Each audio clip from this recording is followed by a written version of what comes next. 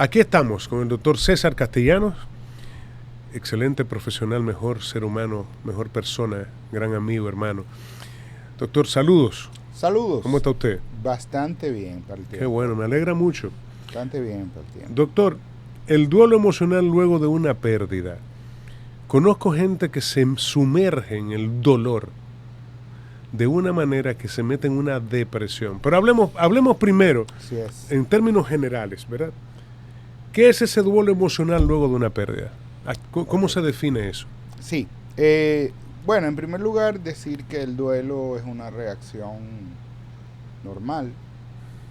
No solo normal, incluso esperable, e incluso hasta deseable, si se quiere decir, porque cuando una persona no tiene una pérdida y no tiene reacciones de duelo, entonces está pasando algo. O no había un vínculo suficientemente fuerte, con lo cual no pasa nada, o está enmascarándose ese duelo, se está ocultando esas reacciones de duelo, se están distrayendo de alguna manera, se están tapando de alguna manera, y eso sí es un problema, porque se puede complicar, como usted dice, con una depresión posteriormente, entre otras cosas.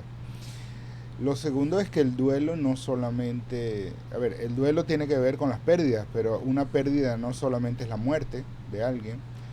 El duelo puede ser por la pérdida, digamos, que tiene que ver la partida de alguien, un divorcio, una separación. La ruptura de una relación. Sí, la ruptura de una relación o la mudanza de alguien. Un hijo que se va a vivir fuera del país. Se va a vivir fuera. O una mudanza, o sea, tener que dejar su zona, sus amistades, donde a lo mejor estuvo gran parte de su vida, para mudarse a otra casa, a otro apartamento, en otra ciudad, algo así. Eso también puede generar duelo, pero también... Sin ningún arraigo. Correcto, pero podemos también ver reacciones de duelo en situaciones como la pérdida de un estatus, por ejemplo, o sea, perder el trabajo, incluso la jubilación. Salir de la presidencia.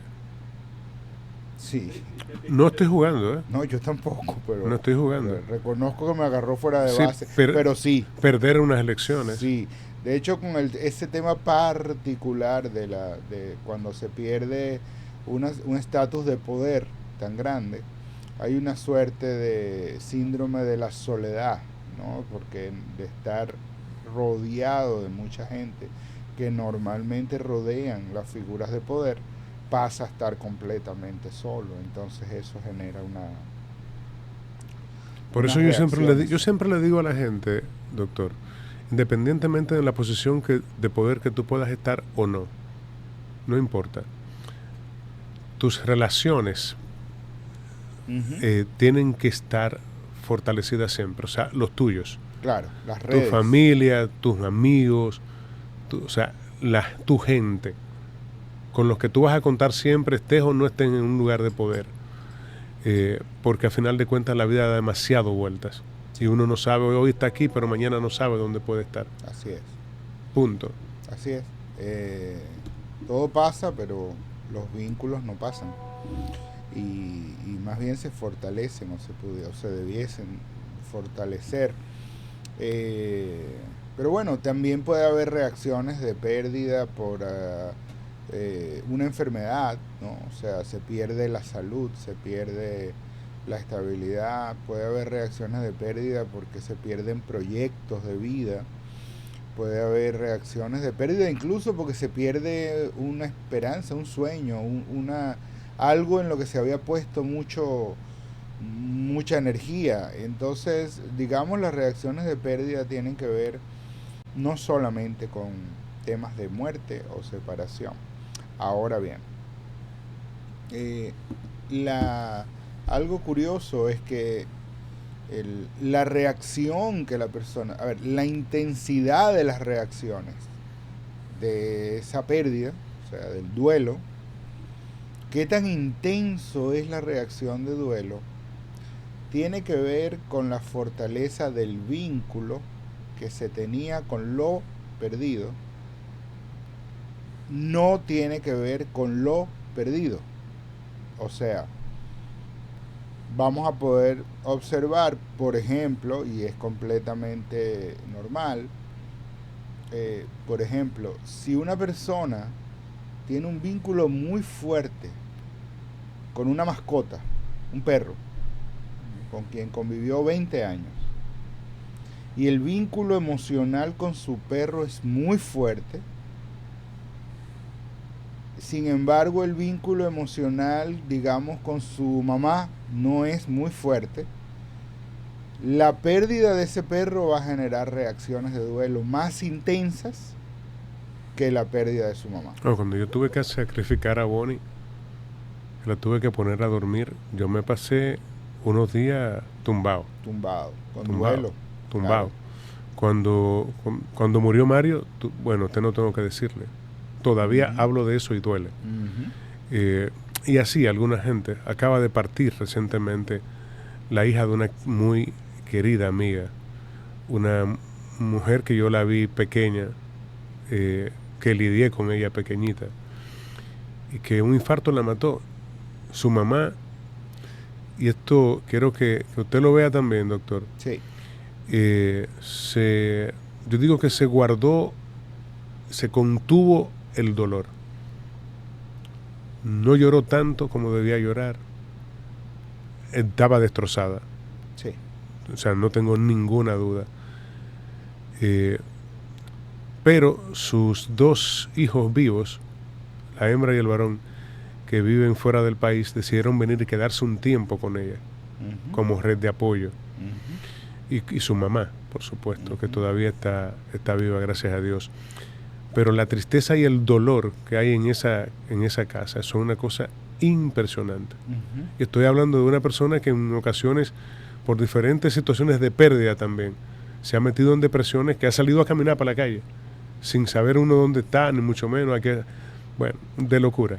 Pues entonces es algo a tomar en cuenta. Hablemos un poco de eso, porque eso es algo que otras personas que nos están viendo también pudieran estar identificando de una persona cercana, de una amistad, de un familiar, porque cuando alguien sufre una pérdida, sobre todo la muerte de un hijo, ese es un caso especial. Dentro de todas las pérdidas posibles, la muerte de un hijo es un capítulo especial que se estudia aparte. ¿Por qué? Porque se considera que el duelo por la pérdida de alguien o de algo, las reacciones de duelo son normales, normalmente van a pasar unas 6 a 12 semanas intensas, que llamamos una fase aguda, donde las reacciones son fuertes, donde la persona está decaído, tristeza, llanto fácil, poco ánimo, incluso si se trata de la muerte de alguien muy cercano, puede incluso experimentar como visiones, ¿no? Como que ve a la persona o la escucha, cosas por el estilo. No necesariamente estoy hablando como de ver un fantasma ni nada así, sino, por ejemplo, digamos que esa persona tenía la costumbre de sonar las llaves cuando llegaba, entonces escucha las llaves sonando, o escucha un silbido similar, cosas por el estilo.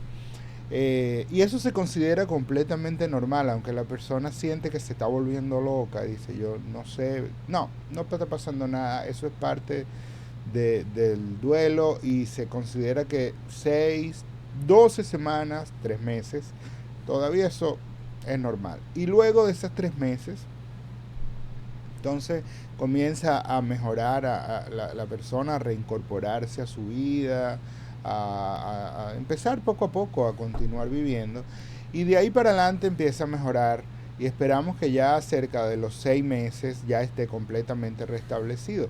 Sin embargo, viene lo que se llaman las reacciones de aniversario. Pues la mayoría de la gente dura más, doctor. Sí, se lo digo porque, mira, se lo voy a decir de esta manera. Esa joven la enterramos el viernes, pero el 31 es Día de la Madre. Claro, ahí voy. Entonces ella era madre y su mamá es madre. O sea, claro. Y ella era la única que vivía en el país, inclusive. Ya. Nosotros dos vivían fuera. Ya.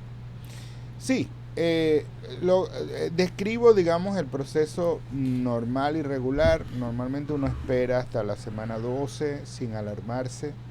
Luego de la semana 12, entonces uno espera una mejoría y espera más o menos que a los 6 meses, la semana 24, ya la persona esté restablecida. Ahora, decía anteriormente, esto tiene algunos, vamos a llamarle agravantes. Uno es la fecha del cumpleaños. O sea, si el cumpleaños cae dentro de ese periodo, de esos 6 meses, pues probablemente va a haber una reactivación del duelo y eso se considera normal. También están en los días especiales, Día del Padre, Día de la Madre. También eso se considera normal. Inclusive, por ejemplo, el 24 de diciembre, el 31 de diciembre, si cae dentro de esos primeros 6 meses, va a haber una reactivación del duelo y eso se considera normal. Y también se considera normal lo que llamamos las reacciones de aniversario. O sea, cuando se va a cumplir el primer año del fallecimiento de la persona, unos días antes, unos días después, también se considera normal que haya una reactivación de los síntomas intensos de duelo, cada vez menos. El segundo año es menos, el tercer año es menos, el cuarto año, y así sucesivamente. Ahora bien, si decía anteriormente, cuando se trata de la muerte de un hijo, es un capítulo distinto. Y cuando son 2, peor. Ah, bueno, por supuesto. Le pasó a mi hermano mayor. Y si son 3, peor aún. Le pasó a mi hermano mayor. Porque se suma el dolor. Terminó deprimiéndose de tal manera que se descuidó tanto que hubo que cortarle una pierna, volver a operarlo. Ya, salió de su salud. Sí, se deprimió y 3 meses después, menos de 3 meses después murió. Pero él tenía tanto dolor por la pérdida de esos hijos. Correcto. Además la separación de la que era su esposa. Todo eso, una sumatoria de cosas. De duelo. Sí, sí. Porque ese es otro tema, el duelo es sumativo, o sea, las personas se le van acumulando dolores, duelos no resueltos y eso agrava obviamente el cuadro, agrava el pronóstico obviamente. Ahora, decía, cuando hablamos de la muerte de un hijo, entonces se considera normal que nunca lo supere. Wow. ¿Ve? Se considera normal que nunca lo supere. Que nunca lo supere, o sea. Entonces yo pienso en eso y me asusto. Claro, claro. De verdad, o sea, yo pienso ahora, padre o madre, o sea, miré así de repente en mi cabeza a mis hijos. Claro. Yo nadie está preparado. A Dios que me guarde. Nadie está preparado para eso. Entonces se considera que una persona, por ejemplo, una madre que perdió un hijo, todavía 15 años después lo llore. Eso se considera normal. Lo que debe estar ocurriendo, sí, claro, es que la persona se vaya incorporando poco a poco a la vida, vaya empezando a socializar, pero no se considera un problema que una madre, un padre, en la fecha de aniversario de la muerte de su hijo, a lo mejor número 10, desarrolle, experimente todos los síntomas otra vez del duelo. Eso ocurre y no se considera un problema tratándose de un hijo. Es el único caso donde se supone que eso es normal. De resto, las reacciones deben más o menos superarse ya cerca de los 3 meses y si no ocurre así, entonces debe comenzar a pensarse que existe la posibilidad de que haya que buscar ayuda. Eso es otro tema. Si usted me pregunta a mí, doctor, de verdad se lo digo, toda persona cuando tiene una pérdida importante en su vida debe buscar ayuda. Sí y no. Voy a explicarme. Estoy hablando de lo que yo creo. Sí, por eso. No, y tiene razón. Y no tengo razón. No, tiene razón y debe matizarse la respuesta. Ok. Me explico. Sí, hay que buscar ayuda, porque el ser humano es un ser gregario. Uh-huh. Y las redes de apoyo Cuando decimos hoy día las redes, la gente piensa en las redes digitales, pero las redes sociales, el término red social nace primero como las redes de amigos, los vecinos, los familiares, esas son las redes sociales. Las otras son las redes sociales digitales. Pero bueno, en todo caso, las redes sociales apoyo, institucionales. Correcto, las redes de apoyo que constituyen las amistades, que constituyen los familiares, las personas cercanas, tienen que activarse. Y la persona que tiene una pérdida debe dejarse apoyar por esas personas cercanas, debe buscar ayuda, debe permitir ser ayudado. Porque una persona que está en duelo necesita dos cosas. Bueno, necesita muchas cosas, pero lo que más necesita, lo que no debe faltar es un hombro para llorar o un oído para escuchar.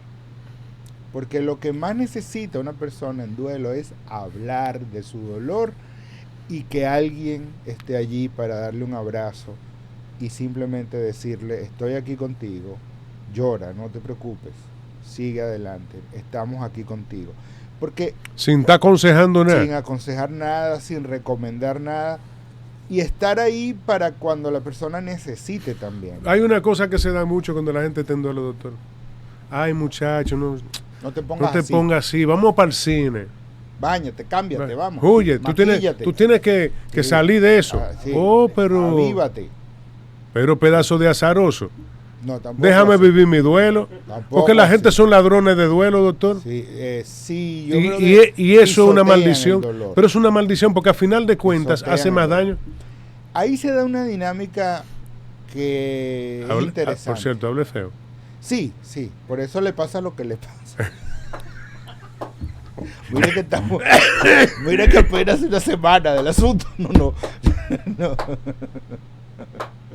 Ay, mi cuarto en chele, que así se rinden. Entonces, no me den entero. Hay una dinámica interesante que se da que hay que prevenir. Y es que cuando alguien que te quiere mucho no te quiere ver triste, en realidad es egoísmo. ¿Es egoísmo, doctor? Sí. ¿Pero cómo así? Es egoísmo. Porque yo lo que no quiero es ver sufrir a una gente que quiero. Exacto, pero tú no lo quieres ver sufrir porque tú lo quieres. Y como tú lo quieres, si estás sufriendo, tú vas a sufrir. Sí.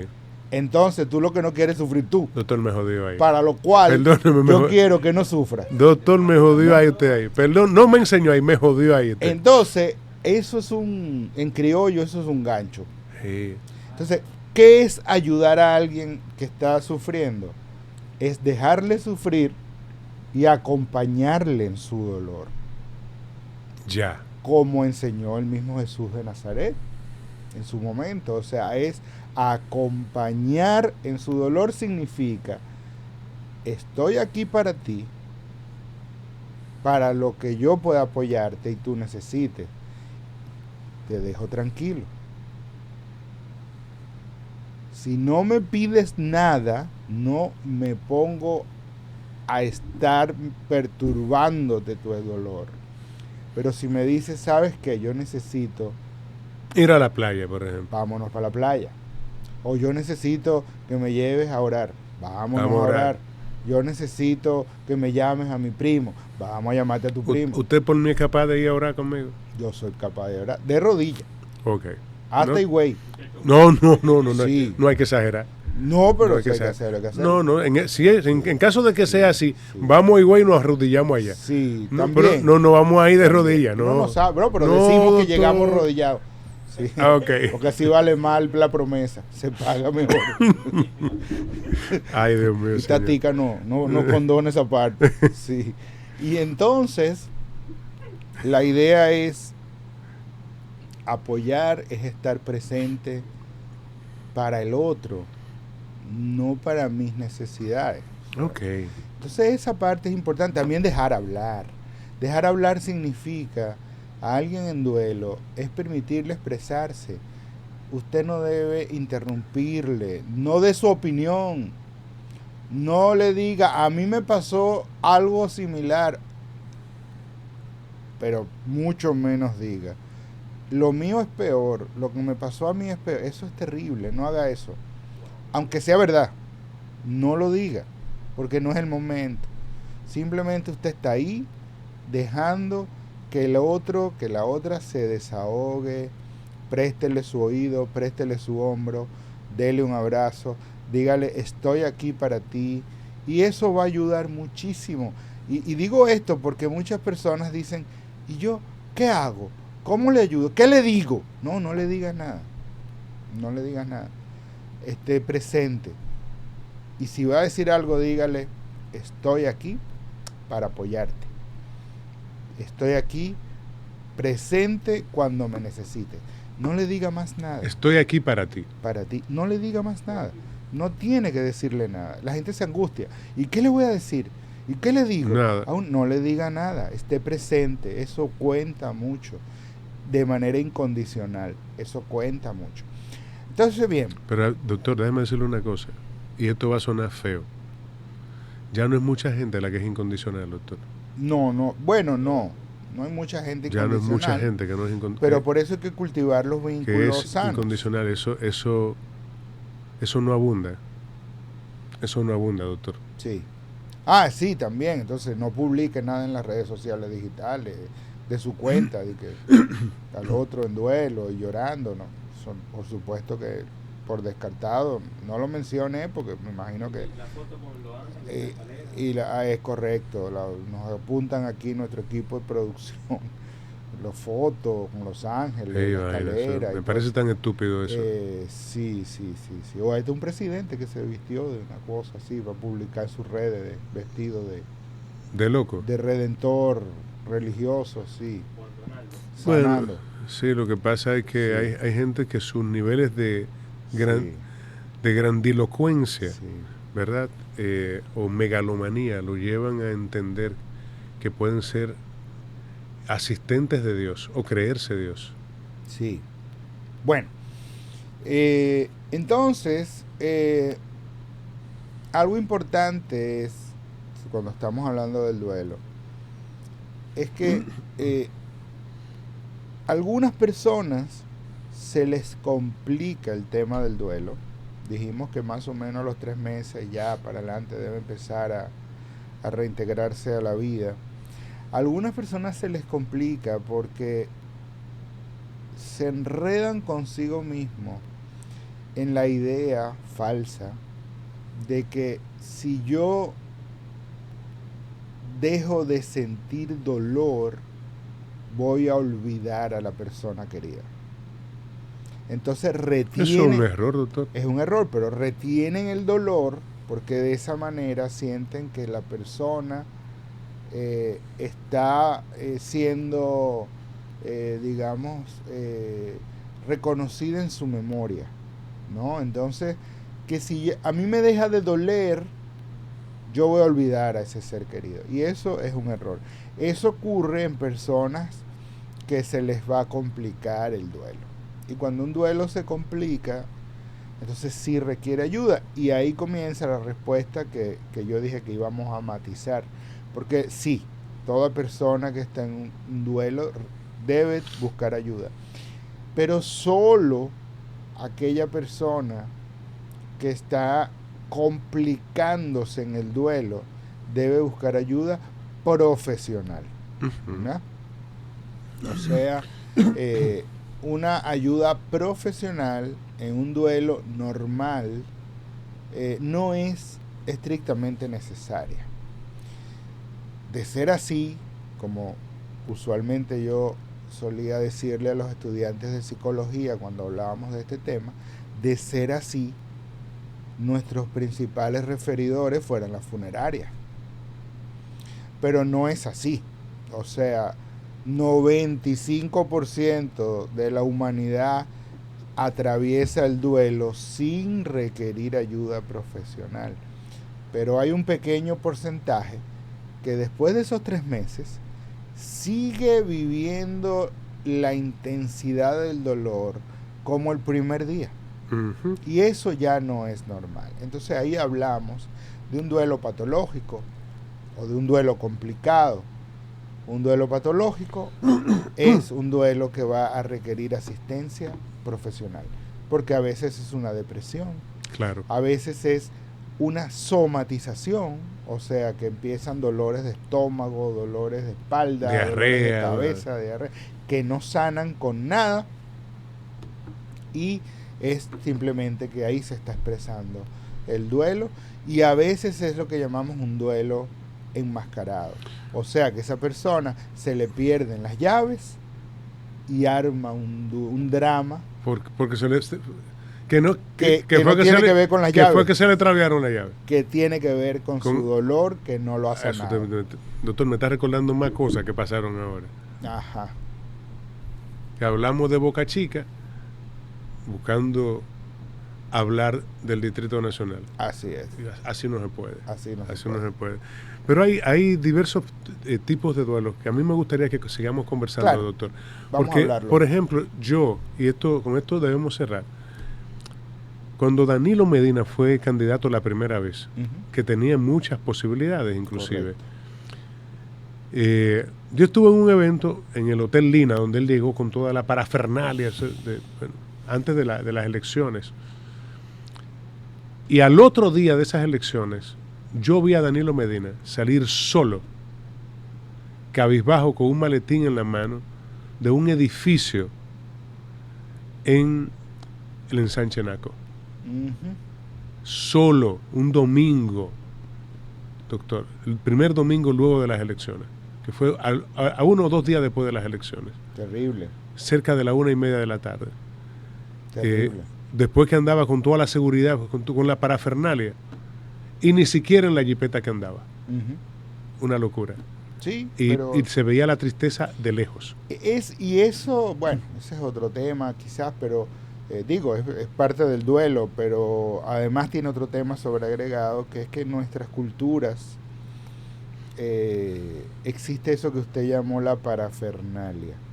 Es decir, en los países nórdicos, un presidente anda sin escolta y en su propio vehículo. Ujú. Y los senadores andan en transporte público. Y en bicicleta. Y duermen en un hotel que es de una habitación para que esté ahí mientras esté sesionando, y tiene que limpiar su casa, su habitación, y lavar su plato Y lavar su ropa. y lavar su ropa. Entonces, la pérdida es mucho menor cuando se sale de ahí. Claro. Pero tenemos que hablar, porque tenemos que hablar del duelo cuando una persona es jubilada, Así es. cuando una persona se muda, Se cuando divorcia. se divorcia, cuando un hijo se va a otro país Correcto. y el padre se queda y la madre se quedan. Vamos a O continuar sea, hablando son de muchas cosas. eso. Sí, Doctor, señor. gracias. A usted. Gracias. Recuerde el IDECIP. Si usted tiene alguna situación de salud mental, la que sea, o un familiar o un amigo y necesita ayuda, busque IDECIP con P al final. ¿Ok? IDESIP. IDECIP. Busque la información profesional al más alto nivel en el IDECIP.